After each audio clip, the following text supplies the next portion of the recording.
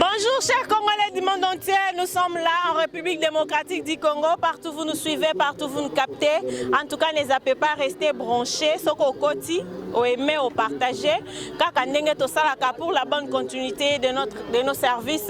Nous sommes aujourd'hui dans la capitale Kinshasa, précisément dans la commune de Matete, où nous sommes venus nous rencontrer avec les vrais Congolais de père et de mère, non seulement de père et mère, mais des Congolais qui ont la conscience pour participer na oetali kokamba école na biso elongo na makanisi na bango. Lelo toye na parlement debout ya commune ya Matete na lokele 1. Tokutani na ba Congolais belé kasi ensemble na bango toko solola et toko lobela par rapport ya ba enjeu de l'air toza nango na kati ya mboka na biso. Tozolobela nini? Tozolobela ba patriote wazalendo. Baza ba jeunes congolais o balobi te. On en a marre de souffrir mingi na kati ya mboka na biso, plus de 20 ans ba infiltrer biso na mboka na biso sur tous les domaines. Et dans le domaine spirituel, toza infiltrer bandeko ba congolais. Voilà pourquoi moko na moko azopesa makanisi na ye potoye bandeni tokoki kotambola. Je m'appelle Maître Aline Toumba. Je suis avocat, un patriote congolais.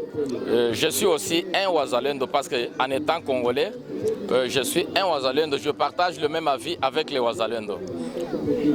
Papa, vous partagez le même avis avec les Ouazalendo. Ça fait un bon moment que nous avions été infiltrés à l'est de la RDC. Qu'est-ce que vous pouvez nous faire comme la lecture par rapport là où ça a commencé jusqu'aujourd'hui? Ne date pas d'aujourd'hui. Ça vient de très loin. Si j'ai une bonne mémoire, ça fait au moins plus de 20 ans passés, je peux dire même 23 ans, que nous sommes infiltrés par les Rwandais. Ça a commencé avec l'entrée de la 1997, le 17 mai, vous vous souvenez, lorsque Laurent Désiré Kabila est entré pour chasser la dictature de M. Mobutu. Mais il a été pris en otage dans son groupe par les Rwandais, que lui ne s'était pas rendu compte. La raison pour laquelle, lorsqu'il est arrivé ici à Kinshasa, après avoir pris le pouvoir, il a commencé à diriger. Il y a eu un temps où il y a eu les rebelles rwandais qui l'ont menacé pour le tuer et le chasser du pouvoir. C'était le patriote de Tchango, les Congolais, les Ouazalendo de Tchango à l'époque, qui s'était mis debout, sans armes, mais qui avait combattu l'ennemi jusqu'à les bouter hors de la capitale et ils avaient remporté la victoire. Voilà, ça me vient à l'esprit la même idée aujourd'hui. Les jeunes Ouazalendo, ce sont des Congolais, des patriotes qui se sont mis debout pour défendre la cause juste de leur pays. Au moment où je suis en train de vous parler, nous avons connu il y a 3 jours ou 4 jours passés, les Ouazalendo étaient infiltrés dans tous les coins. Cette infiltration, c'est une trahison de la part des IAC, les forces régionales qui sont venues de Kenya, qui sont venues d'Ouganda. Il y a même des Rwandais infiltrés dedans, y compris d'autres nations. Alors, leur problème, c'est quoi? Ils viennent pour combattre à côté de nos forces armées, pour nous aider à mettre l'ennemi hors du terrain. Mais ce qu'ils cachent, ils ont un agenda caché. Koyo bazali na agenda caché, agenda na bango ezali nini? Comme Congo azali ngombe ya mabele, baya kabayi baka na nzela ya M23. C'est ainsi que IAC a teki ba plan nyonso ya mboka, c'est-à-dire azui ba M23, ba Rwandais, c'est les Rwandais, les M23 là c'est les Rwandais, ce ne sont pas des Congolais, comme ils le disent. Nous le savons, l'histoire nous enseigne sur eux. Alors, après si bango ba positionnement, yemoko, a memi bango, a tché bango, la kisi bango tactique, ya modèle ni bakosa la c'est ainsi qu'ils sont. Mais EAC wana, et ya na Congo ya ngomoko. Oui, EAC na Congo ya ngomoko te. Je peux dire que c'est une erreur. Une erreur qu'il faut corriger en les chassant définitivement parce que mission baela qui va accomplir en côté on va comme ça les âmes sous va comme ko bomisa biso ko sala ke mboka na biso ba boto langwe pa banguna. Alors nous trouvons que loko baela qui ça en côté bazaki na loko sous na sima ce sont des gens au gouvernement, il faut abenga na bango sans délai. Pour le gouvernement, si quoi ça les locaux, tu en tant que Congolais, en tant que Congolais, Nazali ko interpeller le numéro 1 du pays, le chef de l'État, parce que c'est lui le commandant suprême de l'armée. Nazoye bisaye azala maele azala lisu likolo ya liso. Les généraux bazali wana pona ko trahir, ko iba, ko lia mbongo pour que au détriment ya nation. Alors yemoko en tant que commandant suprême de la nation, à l'exemple lorsque Brazzaville combattait. Atindela kibiso moi nani c'est qu'on appelle Robi moko Kabila zongisaki directement Kabila père et ça veut corriger la chose. Comme les Rwandais n'écoutent pas, derrière les M23, il y a ça à côté nango, il faut qu'on bengana bango, ceux qui babo il faut qu'on tcha bango moto. C'est ça mon avis. C'est quoi barotia bango moto kana malobande bolo baboy. Tête, biso nyonso ba congolais. D'ailleurs, j'appelle tous mes frères congolais, les wazalendo comme moi. C'est-à-dire un Congolais qui a yebi qui a côté les mapona mboka na ye. Na minute to so ki ba pesi biso minduki to ko combattre biso nyonso pona ko benga na bango à côté ya armée na biso. Na biso tozo mona surtout mingi banaliste politique ceux qui baleki na ba chaîne ya télévision ils a juste ka ko kumisa batu à la place ya ko tombola ba institution to ko luka solution pona mboka na biso ezaka ka bazolo bela ba individu comportement oyo na ndenge ozolo ba kozo senga na ba telema oza surpenza ba congolais ba côté. Oui, je sais il y a ezana d'âge moko otolobaka na français, la foi et la détermination.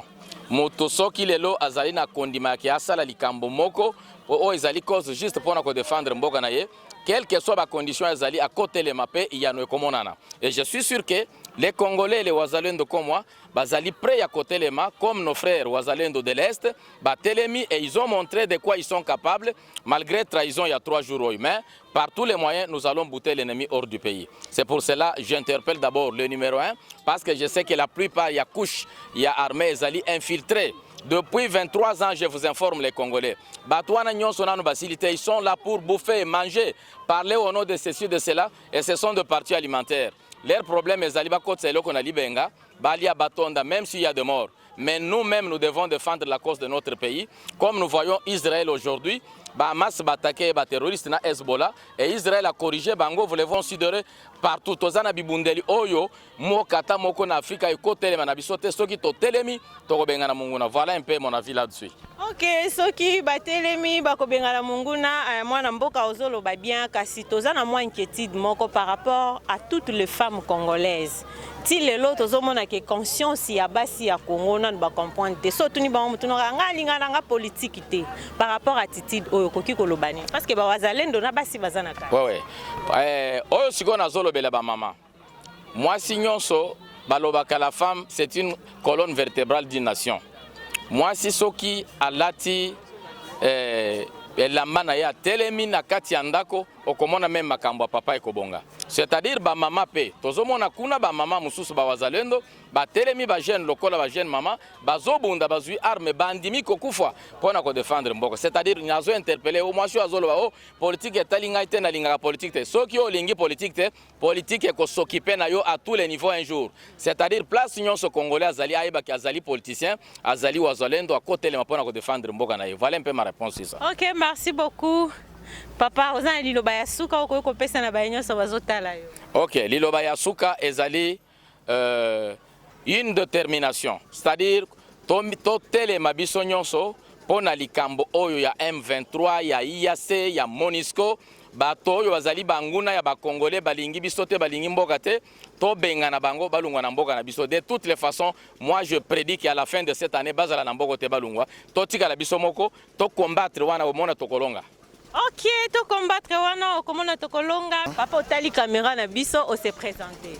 Oui, moi je m'appelle Tabou Tangoulou, fiston, autrement dit Chalère. Donc, la combo na purement la politique, c'est Chalère. Papa Chalère, combo na ya politique ya wana. Chalère wana ezana este. Yo ko expliquer on est. Bon, Chalère ezana este, ezakaka moni mbuka oyo banda to banda kiango mwa ba problème ezaki mwa iki ezaki mwa mingi. Moni soki tozongi na époque ya papa na biso Kasavubu, il y avait toujours des désordres. Toyaki na Mobutu, papa Mobutu kuta après c'est la délige. Délige wana toyeko vaincre ngo ce qu'on est na ba M23. Ba M23 ba komisi mboka oyo na ndenge biso twando kanchate. Mais aujourd'hui, tozui quand même bato yo o bakoki otemela mboka na biso na ndenge esengeli mpona kozongisa yango na bavaleur nango oyo ezalaki kala.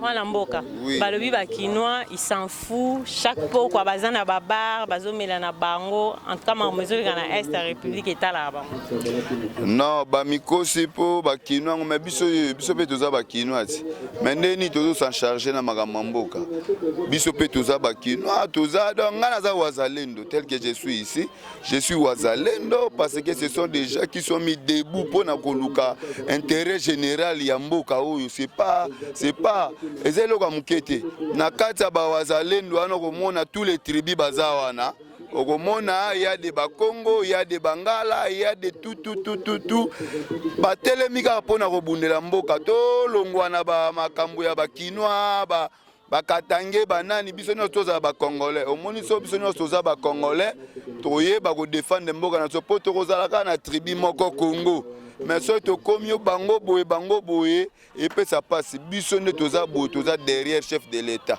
omoni même na volonté oyo derrière chef de l'état mwana mboka MONUSCO na EAC nde baza la base ya makambo nyonso chef de l'état otika bango.